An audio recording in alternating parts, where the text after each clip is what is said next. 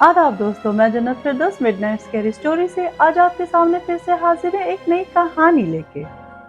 कहानी शुरू करने से पहले वही एक छोटी सी इल्तिजा, जिन लोगों ने हमारा चैनल अब तक सब्सक्राइब नहीं किया है प्लीज कर लें और वो बेल आइकन को भी जरूर ऑन कर दें ताकि जब हमारी कोई नई कहानी आए तो उसकी सीधी नोटिफिकेशन आप तक आ जाए।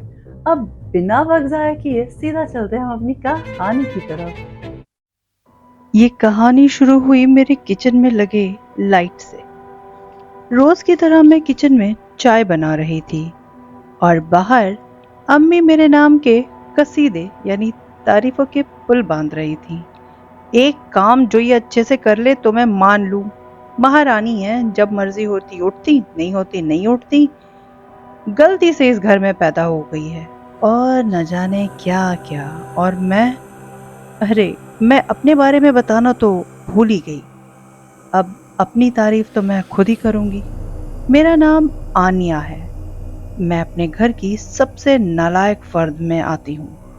मुझे बचपन से ही खुशबू बहुत पसंद है। खुले बाल रखना, उनमें फूल लगाना, खुशबू लगाना सब पसंद है और ये सब मेरी अम्मी को बिल्कुल भी पसंद नहीं। मैं बहुत छोटी तो नहीं थी, लेकिन याद है मेरे अब्बू मुझे और मेरी अम्मी किसी और की वजह से छोड़कर चले गए थे।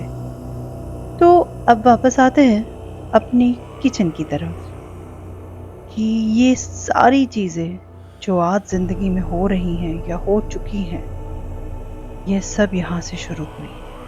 मुझे याद है जब मैं 10 साल की थी और मैं जब किचन में खुले बाल रख के और खुशबू लगाए हुए आती थी तो ये जो लाइट लगी है मेरे किचन में वो टिमटिमाने लगती। पहले तो मुझे बहुत खौफ होता था, लेकिन ये अक्सर होने लगा। मैंने अम्मी से भी कहा कि अम्मी, ये लाइट अक्सर इसी तरह टिमटिमाती रहती है, इतना ज़्यादा कि कभी कभी तो हौल आता है कि क्या हो गया। अम्मी कहती कि तू बाल खुले रखना बंद कर और ये खुशबू लगाना बंद कर, न जाने किन चुड़ैलों जीनों के बीच में ये फंसना चाह रही है। मुझे अम्मी की बात बहुत अजीब लगती। कभी कभी तो मैं हंस भी देती कि अम्मी भी ना एक लाइट के टिमटिमाने को सीधा चुड़ैलों या भूतों से या जिनों से जोड़ दे रही है। भला ऐसा थोड़ी होता है। और मैं फिर अपने काम में लग जाती। हमारा परिवार पहले बहुत खुश था। मैं, अम्मी, अब्बू और घर में बहुत सारे नौकर चाकर। लेकिन न जाने फिर ऐसा क्या हुआ कि एक सुबह अब्बू हम सबको छोड़ के किसी और के लिए चले गए। उन्होंने छोड़ रखा था तो सिर्फ एक खत, जिसमें लिखा था कि अब मेरा तुम लोगों के साथ रहना मुमकिन नहीं, मैं किसी और को चाहता हूँ, सो इसलिए मैं अब तुम लोगों के साथ नहीं रह सकता, मुझे माफ़ कर देना। और वो हमेशा हमेशा के लिए चले गए। अम्मी को इस बात का सदमा तो बहुत लगा था, लेकिन अम्मी को फिर कारोबार भी संभालना था। कारोबार वो बहुत अच्छे से संभाल रही थी। जितना हम लॉस में चल रहे थे, अब उससे ज़्यादा हम फ़ायदे में थे। बिजनेस बहुत अच्छा चलने लगा। फिर एक दिन ऐसा हुआ, उस वक्त हमारे हालात ठीक न थे। सारी अमीरी हवा हो गई थी, न जाने किसकी नज़र लग गई थी। और फिर एक सुबह अब्बू का वो खत सब कुछ बदल के रख दिया। हमारी पूरी दुनिया ही अलग हो गई। अम्मी अगर कमज़ोर पड़ जाती तो शायद आज फिर से वही दिन लौट कर ना आते। खैर, अब मैं वापस चलती हूँ अपने किचन की तरफ। तो रोज़ की तरह आज भी मैं किचन में खाना बना रही हूँ। कभी चाय, कभी खाना और साथ में बहुत सारे ताने, क्योंकि खुशबू लगाना अब्बू को भी बहुत पसंद था और मुझे भी बहुत पसंद है। और अम्मी को ये आदत सख्त नागवार गुजरती है। अम्मी हमेशा यही कहती कि अब तू बहुत बड़ी हो गई है, अब तेरी शादी के दिन आ गए हैं, पढ़ाई तेरी पूरी हो चुकी है, अब कम से कम ये हरकतें करना छोड़ दे। और मैं हंसते हुए यही कहती कि अम्मी, खुशबू लगाना तो मुझे बहुत पसंद है और ये मैं नहीं छोड़ सकती। एक दिन अम्मी की सहेली के बेटे का रिश्ता आया मेरे लिए। लड़का बहुत ही खूबसूरत था। मुझे जब फोटो दिखाई गई तो मैंने फौरन हाँ कर दी। और वहां से तो हाँ हो ही चुकी थी। और फिर ऐसा हुआ कि अम्मी ने अपनी सहेली से कहा कि उनकी तबीयत कुछ ज़्यादा सही रहती नहीं, अगर हो सके तो क्यों ना उनका बेटा हमारे ही घर रह जाए। और फिर वो मान गई। उन्होंने कोई खास ऐतराज़ ना किया और फिर देखते ही देखते हमारा निकाह हो गया। निकाह वाले दिन वो बहुत जच रहा था। लोगों का कहना था कि मैं किसी अप्सरा से कम न लग रही थी। जिंदगी अब फिर से वैसे ही चल रही थी, काफी हंसी खुशी और चैन सुकून से। लेकिन एक दिन ऐसा हुआ कि मेरे शौहर का एक्सीडेंट हो गया। एक्सीडेंट बहुत ही बुरा था। वो जो बिजनेस अम्मी संभालती थी, अब शौहर संभालते थे मेरे। और इस तरीके से उनका एक्सीडेंट हो जाना और बिल्कुल ही बिस्तर से लग जाने की वजह से बिजनेस बहुत ही घाटे में चल रहा था।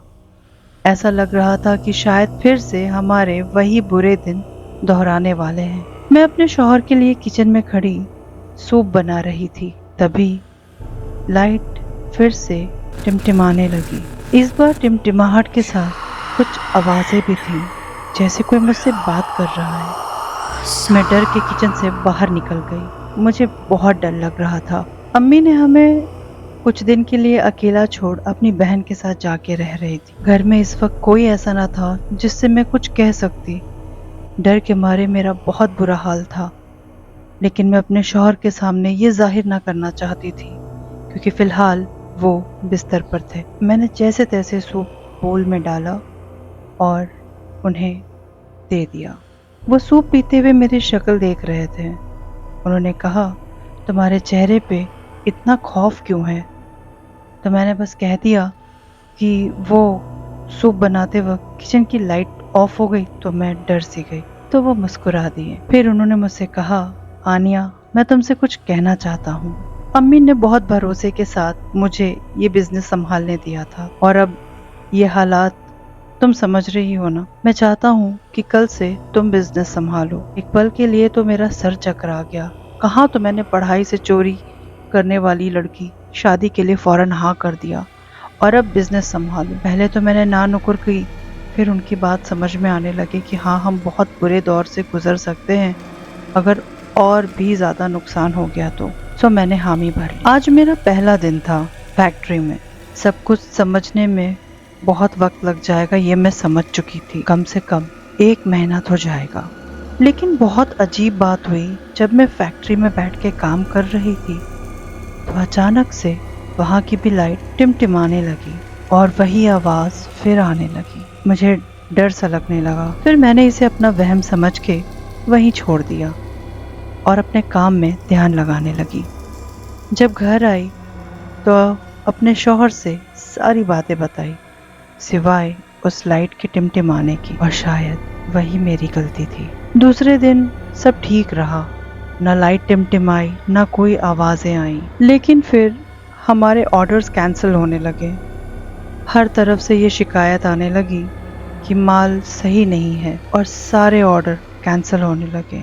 अब मेरे को समझ में ना आ रहा था कि अब तक हमारे कपड़ों के कारोबार में कभी भी कोई शिकायत नहीं आई, और अब अचानक से सबने ये कहना शुरू कर दिया कि फैब्रिक अच्छा नहीं है, तो दाम बहुत ज़्यादा है। मेरे कुछ समझ में ना आ रहा था मैं क्या करूं। उस रात मैं बहुत परेशान थी, क्योंकि उस दिन भी हमारे 3 ऑर्डर कैंसिल हो चुके थे। मैंने चाय का कह के फैक्ट्री के अंदर ही बैठी हुई थी। तभी अचानक से लाइट टिमटिमाने लगी। मुझे खौफ होने लगा। मैंने ज़्यादा देर वहाँ ना रुकते हुए फौरन अपने घर चली आई। मैं घर आई, अपने शौहर के साथ खाना खाया और फिर वो सो गए। लेकिन मेरा सर दर्द से फटा जा रहा था। सो मैं चाय बनाने के इरादे से किचन की तरफ चल दी।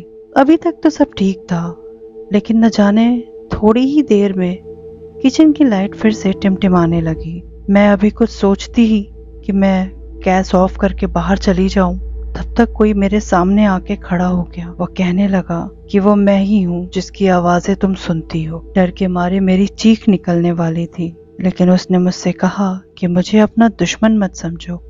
मैं जानता हूँ तुम्हारे बहुत सारे ऑर्डर्स कैंसिल हो गए हैं, बिजनेस में बहुत नुकसान हो रहा है। तुम चाहो तो मैं तुम्हारी मदद कर सकता हूँ। मैंने उसकी बातों पे ध्यान न दिया। उसने मुझसे कहा कि तुम मुझे सोच के बताना कि तुम्हें मेरी मदद चाहिए या नहीं, मैं फिर आऊँगा तुमसे मिलने। और वो वहाँ से चला गया। वो देखने में बहुत भयानक था। मुझे उसको देखते खौफ आ रहा था। अगले दिन सुबह जब मैं फिर से फैक्ट्री पहुंची तो एक और बुरी न्यूज़ मेरे लिए इंतज़ार कर रही थी। हमारी एक आखिरी उम्मीद, वो भी कैंसिल हो गया ऑर्डर। मैं बहुत परेशान हो गई। अब तो ऐसा था कि फैक्ट्री में ताला लगने की नौबत आ गई थी। मैं ऑफिस में बैठे कुछ सोच ही रही थी कि लाइट टिमटिमाने लगी। मैंने कहा, मैं जानती हूँ तुम हो, आ जाओ। वो मेरे सामने आया और बिल्कुल मेरे सामने बैठ गया। उसने कहा कि मैं तुम्हारी मदद करने तैयार हूँ, लेकिन मेरी कुछ शर्तें हैं। मैंने उससे पूछा, कैसी शर्त? उसने कहा कि मुझे तुम्हारे थोड़े बाल चाहिए, तुम मुझे अपने सर के बाल काट के दोगी। मैंने कहा, ये कैसी अजीब सी तुम्हारी डिमांड है? उसने कहा कि ख्वाहिश मेरी है, पूरी तुम्हें करना है। अगर तुम कर दो तो फिर सब कुछ ठीक हो जाएगा। मुझे बहुत अजीब सा लगा।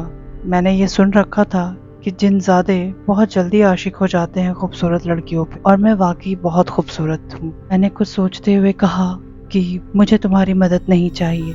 उसने कहा, सोच लो, फैक्ट्री और घर दोनों में ताले लग जाएंगे। सो मैं उसकी बात मान गई और मैंने अपने बालों में से थोड़ा सा बाल काट के उसके हवाले कर दिया।